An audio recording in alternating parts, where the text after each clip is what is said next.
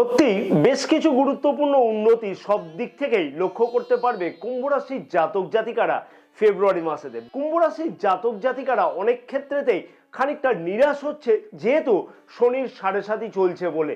তাই প্রিয় কুম্ভ রাশির জাতক জাতিকাদের উদ্দেশ্যে বলবো, শনির সাড়ে সাতির ভয়কে পুরোপুরি পরিত্যাগ করে অতি অবশ্যই এই মাসে এই যে বিশেষ সুযোগগুলি বলবো, সেগুলিকে অতি অবশ্যই কিভাবে গ্রহণ করা যায় সেই সম্পর্কে বিবেচনা করা উচিত। রাশির প্রথম ভাবে বুধাদিত্য রাজযোগ লক্ষ্য করা যাবে।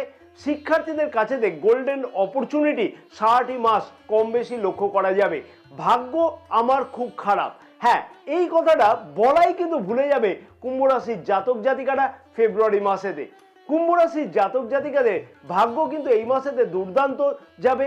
ভাগ্য সম্পর্কিত যে কোনো কাজেতে দুর্দান্ত উন্নতি লক্ষ্য করতে পারবে।